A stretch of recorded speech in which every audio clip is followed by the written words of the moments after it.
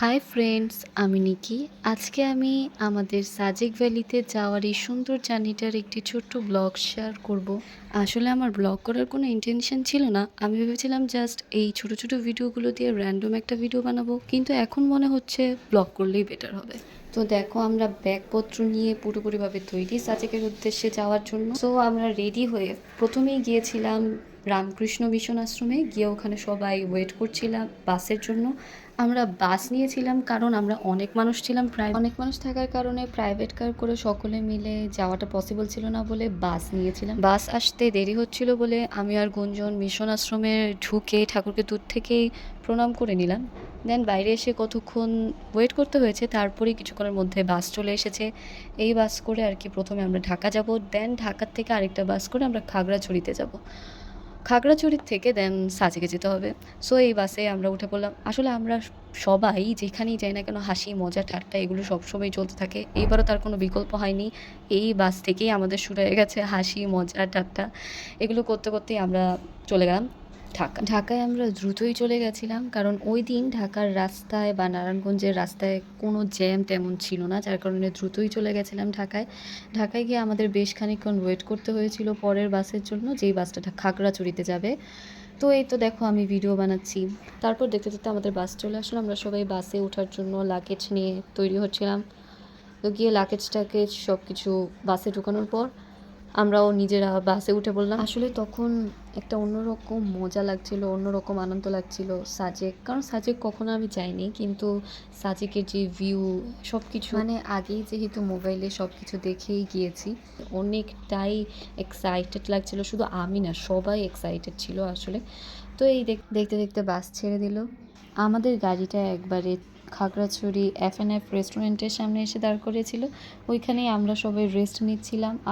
মাঝে অনেক ভিডিও ক্লিপই আমার নেওয়া হয়নি।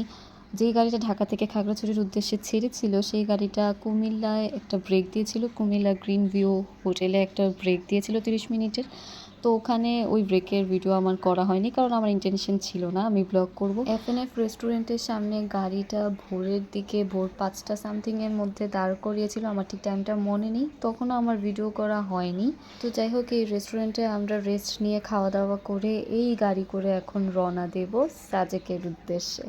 আমরা একে একে সবাই গাড়িতে উঠে পড়ছিলাম, এবং আমি ঐশী আর গুঞ্জন আমরা তিনজন একসাথেই বসেছিলাম, যাতে ভিউটা মজা নিতে নিতে একটু আড্ডা দিতে দিতে সব কিছু মানে আনন্দের সঙ্গে কাটে, এর জন্য আমরা তিনজন একসাথেই বসেছিলাম। সো আমাদের গাড়ি স্টার্ট হলো, আর যতই এগোচ্ছে গাড়ি ততই সুন্দর সুন্দর ভিউ দেখতে পাচ্ছি। মানে এত সুন্দর সুন্দর ভিউ যা বলে বোঝানো যাবে না। আসলে আমি মোবাইলে অত সুন্দর ভিউ মানে সব ভিউ আমি মোবাইলে ক্যাপচার করতে পারিনি, এই জন্য আমি দুঃখিত। মানে এত সুন্দর সুন্দর ভিউ যা নিজের চোখেও দেখেও মনে চোখ জুড়ায় না, মানে বলে আমি বোঝাতে পারবো না। আমি এত সুন্দর সুন্দর প্রতিটা রাস্তার ভিউ উপভোগ করেছি। আসলে এই গাড়িটা আমাদের একবারে ডিরেক্ট সাজেক নিয়ে যায়নি। প্রথমে আমাদের সকল ট্যুরিস্টদের গাড়ি, যারা যারা সাজেক যাবে তাদের সবার গাড়ি এই আর্মি ক্যাম্পে এসে দাঁড় করিয়েছিল। এখানে সব ট্যুরিস্টদের গাড়ি ওয়েট করছিল, কারণ আর্মিরা এসে আমাদের সকল ট্যুরিস্টদের গাড়িকে একবারে সাজেকে নিয়ে যাবে। মানে আর্মিরা সামনে থাকবে, আমরা পেছনে থাকবো আর কি। সো আমরা এখানে দাঁড়িয়ে আছিলাম বেশ অনেকক্ষণ, এখানে ওয়েট করতে হয়েছে। এখানে অনেক পাহাড়ি ফ্রুটসের দোকান রয়েছে যা আমরা খেয়েছি। সকল ফ্রুটসই অত্যন্ত মিষ্টি, অনেক সুস্বাদুই ছিল, কারণ পাহাড়ি ফ্রুটসগুলো এমনিতেও অনেক মিষ্টি হয়, টেস্টি হয়। এখানে দেখছো আমরা ব্ল্যাকবেরি খাচ্ছিলাম। ব্ল্যাকবেরিগুলো টক মিষ্টি ছিল। দেখো আমাদের গুঞ্জন ব্ল্যাকবেরির রিভিউ দিচ্ছে, তোমরাও শোনো। কিরকম স্বাদটা একটু বলুন প্লিজ। যেমন ধরো ছোটগুলো যেগুলো এরকম লাল লাল এগুলো হলো টক, আর যেগুলো একদম ব্ল্যাক এগুলো মিষ্টি মিষ্টি, আচ্ছা।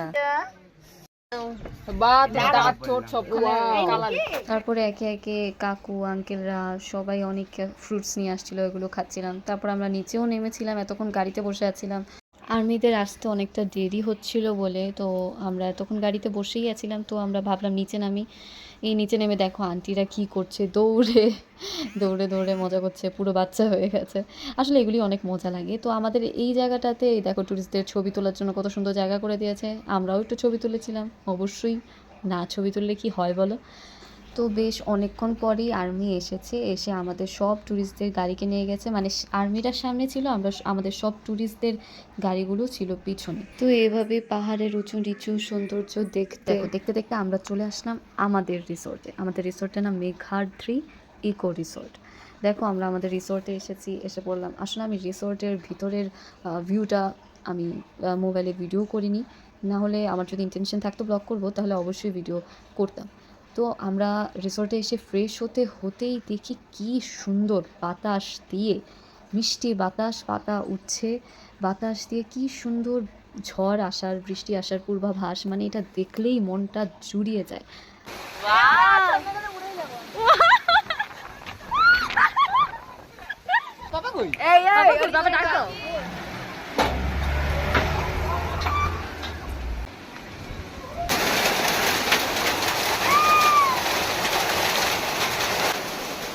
বৃষ্টিটা কমার পর আমরা একটা রেস্টুরেন্টে যাব খাওয়ার জন্য। দেখো রাস্তা দিয়ে হাঁটছি, আসলে বৃষ্টি হওয়ার পর এতটা ঠান্ডা যে পুরো মনে হচ্ছে শীত পড়ে গেছে। তাই দেখো আমাদের কি অবস্থা। তো আর পরের ক্লিপগুলো আমার নেওয়া হয়নি। এটা হচ্ছে সন্ধ্যার পরের ভিডিওটা। এটা আমাদের রিসোর্টের পাশেই একটা গির্জা ছিল। সন্ধ্যায় কি সুন্দর গির্জাতে গান হচ্ছিল।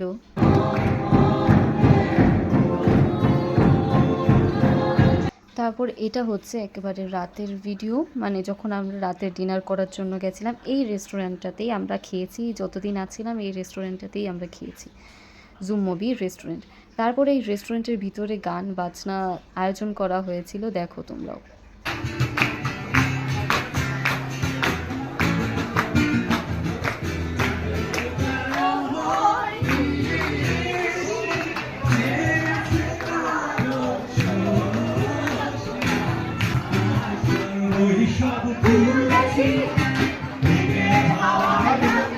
আসলে অনেকটাই মজা লেগেছিল তখন। তারপরে রেস্টুরেন্টে খাওয়া দাওয়া শেষে আমরা এসে পড়ছিলাম। আসলে এতটা শীত ছিল, দেখো কি অবস্থা সকলের।